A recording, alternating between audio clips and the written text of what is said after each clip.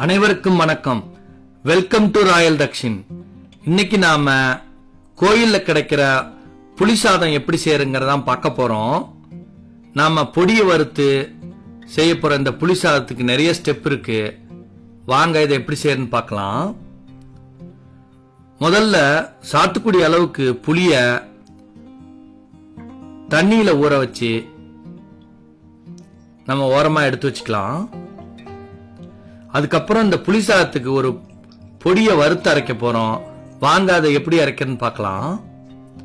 ஒரு வானல் அடுப்புல வச்சு அதுல ஒரு 1.5 டேபிள் ஸ்பூன் வரக்கொத்தமல்லி, ஒரு 7-8 காஞ்ச மிளகாய் போட்டு மிதமான தீயில வருங்க. அது கூடவே ஒரு 3/4 டேபிள் ஸ்பூன் மிளகும் சேர்த்து வறுத்து ஒரு பிளேட்ல எடுத்து வச்சுக்கலாம்.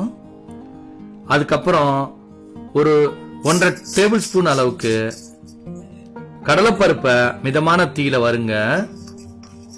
அது கூடவே ஒரு டேபிள் ஸ்பூன் அளவுக்கு உளுந்தையும் அதோட சேர்த்து வருங்க. ரெண்டும் செவந்து வந்ததுக்கு அப்புறம் ஒரு 1.5 டீஸ்பூன் வெந்தயத்தையும் இந்த பருப்போட சேர்த்து நல்லா செவக்க வறுத்து ஏற்கனவே வறுத்த அந்த பொருட்களோட எடுத்து வச்சுக்கோங்க. அதுக்கப்புறம் வானல்ல ஒரு 2 டேபிள் ஸ்பூன் அளவுக்கு வெள்ளை எள்ளை மிதமான தீயில செவந்து வெடிச்சு வர அளவுக்கு, அதே சமயத்துல வாசம் வர அளவுக்கும் வறுத்து அதோட எடுத்து வச்சுக்கோங்க. கடைசியா இந்த வானல்ல 2 கொத்து கருவேப்பிலையும் போட்டு அந்த சூட்லயே அதையும் வறுத்து அதோட சேர்த்துக்கலாம். வறுத்த இந்த பொருள் எல்லாம் நல்லா ஆற விடுவோம். அதுக்கப்புறம் இத பொடியா இடிச்சுக்கலாம். இப்ப பாத்தீங்கன்னா நம்ம அந்த வறுத்து வச்ச பொருள் எல்லாம் நல்லா ஆறி வந்துருச்சு.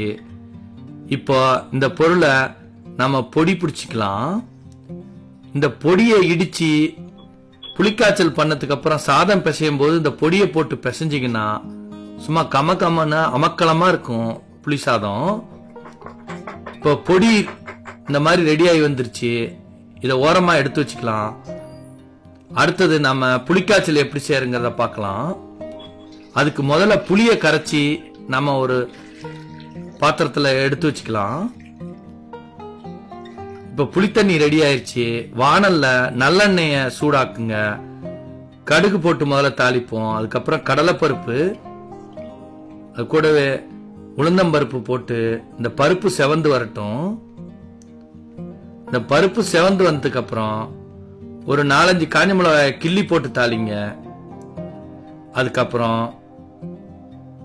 ஒரு 1/2 டீஸ்பூன் அளவுக்கு வெந்தயத்தையும் போட்டு நாம தாளிக்கலாம். அதுக்கப்புறம் இது கூடவே நாம பெருங்காயம் சேர்த்து தாளிப்போம். அதுக்கப்புறம் வேர்க்கடலை, 2 கொத்து கருவேப்பிலை எல்லாத்தையும் போட்டு தாளிங்க.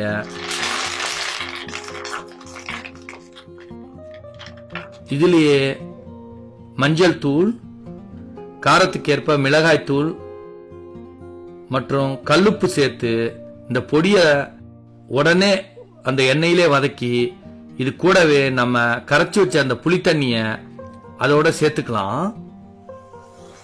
இந்த பொடியை கருக விட்டுறக்கூடாது. இந்த புளித்தண்ணி சேர்த்து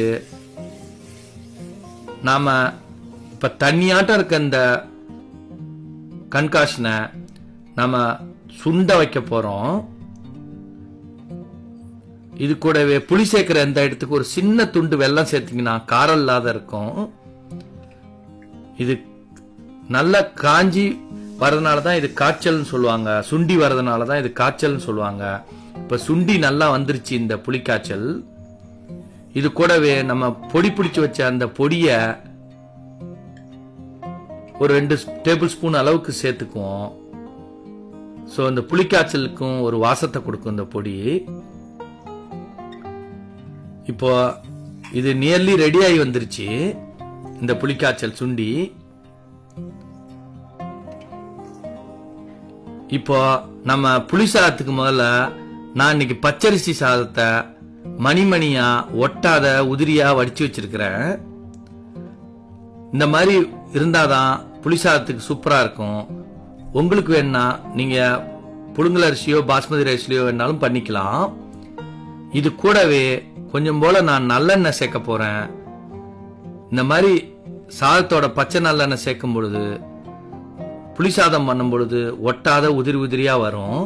இன்னைக்கு நாம இந்த புளிக்காய்ச்சலை இந்த சாதத்துல போட்டு அதோட நம்ம கருவேப்பிலை மற்றும் பொடி போட்டு நாம இந்த புளி சாதத்தை கிளற போறோம். இந்த புளிக்காய்ச்சலை நீங்க வேணாலும் ஸ்டோர் பண்ணி வச்சுக்கலாம். தேவைங்கிறப்ப சாதத்தை சூடா வடிச்சு இந்த பொடியையும் போட்டு பண்ணீங்கன்னா இப்ப பண்ண மாதிரியே உங்களுக்கு இருக்கும் புளி சாதம். இந்த பொடியையும் தனியா ஸ்டோர் பண்ணி வச்சுக்கலாம் உங்களுக்கு தேவைன்னா. இப்போ இந்த புளிக்காய்ச்சலை அந்த சாதத்தோட சேர்த்துக்கலாம்.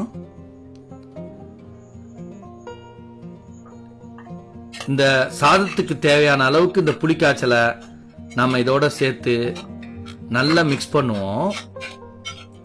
இது கூடயே ஒரு கொத்து பச்சை கருவேப்பிலையும் சேர்த்துக்கலாம். அதோடைய நம்ம ஃப்ரெஷ்ஷா பொடிச்ச அந்த பொடியும் சேர்க்கும் பொழுது இந்த புளிசாதம் ரொம்ப கமகமன்னு வாசமா கிடைக்கும். இந்த புளிசாதம் பாத்தீங்கன்னா கமகமன்னு வாசமா பெருமாள் கோவில்ல கிடைக்கிற புளிசாதம் மாதிரி இருக்கும்.